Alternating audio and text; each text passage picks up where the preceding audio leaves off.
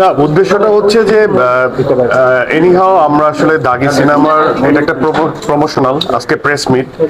So আমরা চেয়েছি যে রিয়েলিস্ট সিনেমার মধ্যে যে দাগি, সেই পোশাকে দাগি চরিত্রটাকে ইন্ট্রোডিউস করায় দিতে একটু ইন্টারেস্টিং ওয়ে, যে এটা সম্মিলিত আইডিয়াই। আমি একসময় বলেছিলাম যে আমি এই পোশাকে যেতে পারি, আমাদের যারা জার্নালিস্ট ভাই আছে তাদের সামনে আমরা এইভাবেই যেতে পারি, দাগি পোশাকেই একদম দাগি হয়েই যেতে পারি। ভাইরাল তো আসলে viral, it sounds really negative একটা স্টাফ দেয় ভাইরাল। ইন এ পজিটিভ ওয়েতে আমি প্রশ্ন এটা আমি জানি না কোত্থেকে ছবিটা আসছে, আমি এটা আসলে অবশ্য আমার মনে হয় যে একটু রিয়েলিস্টিক অ্যাপ্রোচ তো থাকা ভালো, যাতে বিশ্বাসযোগ্য হয়। বাট আমি খুবই আনন্দিত যে আমি একসাথে আজকে আমাদের অনেক আমার ফ্র্যাটার্নিটির আপনারা যারা ভাই বোনদের পেয়েছি, এন্ড আমি আসলে খুবই আনন্দিত যে আপনারা সবাই এখানে উপস্থিত ছিলেন। এমন একজন এটা চরিত্রতে আরো বেশি ভালো ফিল হয়েছে আজকে। আজকে যে চরিত্রের কাছাকাছি পৌঁছতে পেরেছি তা না, বাট ইটস লাইক কেমন ফিল হতে পারে। আমার মনে হয় যে কেউ না কেউ আমরা আসলে সবাই কোনো না কোনো জায়গায় আমাদের আমাদের একটা না একটা দাগ আছে। আমরা কেউ দাগহীন না, মানে কোনো না কোনো ভাবে আমরা, আমি যদি এটা মেটাফর হিসেবে বলতে চাই, যে আমরা কোনো না কোনো ভাবে কোনো না কোনো কারো পয়েন্ট অফ ভিউ থেকে দাগি। তো এটা একটা টার্ম যে দাগিকে আমরা কিভাবে রিপ্রেজেন্ট করছি এবং দাগি থেকে আমরা আসলে কি বোঝাতে যাচ্ছি। দাগিটা আসলে ওয়ান কাইন্ড অফ, আমরা যেটা বলতে চাই যে যারাই আসামি তারাই দাগি। আমার সংলাপ যে জেলখানার, যে একবার জীবনে জেলখানায় গেছে সেই দাগি সারাটা জীবন। It's a like perception. আমরা এটা সবাই বলতে পছন্দ করি, যারা দাগি তাদেরকে দাগি বলতে পছন্দ করি, কিন্তু আসলেই কি সোসাইটি শুধুমাত্র এই স্টেটমেন্টেই থাকে, নাকি যে দাগি আমরা তাদেরকে জেলে পাঠাই কি শাস্তি দেওয়ার জন্য নাকি শুধরানোর জন্য?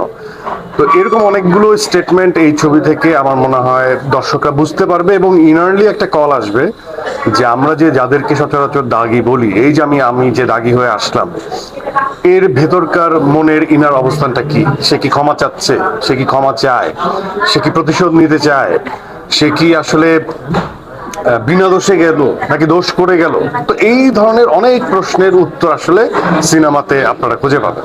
ঈদের দিন আমার তো ইচ্ছে আছে যে আমি আমার যে ধরনের মানুষ আমি, বা যেভাবে আমি আসলে আমার অভিনয়টাকে আয়ত্ত করে নেই, সেটার একটা চেষ্টা হচ্ছে খুবই গণমানুষের কাছাকাছি থাকা, চরিত্রের কাছাকাছি পৌঁছানো।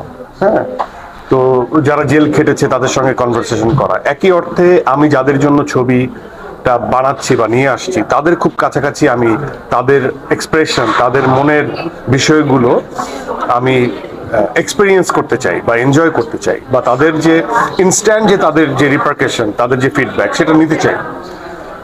এটা ওয়ার্ল্ড ওয়াইডই হয়তোবা এই চর্চাটা নাই, কিন্তু আমি এটা করতে চাই। এবং গ্লোবালি এখন অনেক তারকারাই অডিয়েন্সের সাথে ডিরেক্ট কমিউনিকেশন করে, যেটা আসলে একটা, আমি আমার চোখে এটা মিথ ছিল যে অডিয়েন্সের সাথে ডিরেক্ট কমিউনিকেশন করাটা যাবে না, তোমাকে এই জায়গায় এক্সক্লুসিভ থাকতে হবে। কিন্তু আমার কাছে মনে হয় যে অডিয়েন্সের সাথে, যেখানে আমি গণমানুষের খুব কাছাকাছি যে অভিনয়টাকে অবজারভেশন দিয়ে তৈরি করছি, সেখানে আমার তাদের কাছাকাছি পৌঁছানোটাও এটা আমার দায়িত্ব। আসলে আপনাদের ট্যাগলাইন এবং আপনাদের হেডলাইনের উপর ডিপেন্ড করে আমার মনে হয়। এখানে বিভ্রান্ত হওয়ার কিছু নাই, এই জন্য যে সেখানে পুলিশের পোশাকও খুব প্রপার ছিল না, সেখানে আমার দুজন প্রডিউসার দুজন উপস্থিত ছিলেন, এবং আমরা আসলে খুব বেশি আমরা একটা এরিনার ভেতরে এই নাটক বা নাটকীয়তাটার যোগান দিয়েছি, পাবলিক প্লেসে আমরা করি নাই। 786 আমরা সবাই জানি এটা 786 এটা ধারা না, 786 একটা মিনিং আছে, তাই না? তো এটা আমার কাছে মনে হয় যে এর আগেও বিভিন্ন ছবিতে যারা সিনেমা প্রেমী, একটা যেমন সিনেমার কথা বলতে পারি, সেটা আমাদের দেশীয় সিনেমা না, বাট এই সাবকন্টিনেন্টটি, যে একদম রিয়েল সেটে কিছু ইনসিডেন্ট হয়, এবং সে অনেক বড় মাপের অভিনেতা এবং অনেক বড় একজন চলচ্চিত্র অভিনেতা, এবং তার আমি যদি বলি মুভিটার নাম ছিল কুলি। তো তার এই 786 জন্য তার জীবনটা সেভ হয়ে গিয়েছিল, এটা অনেকে বলে।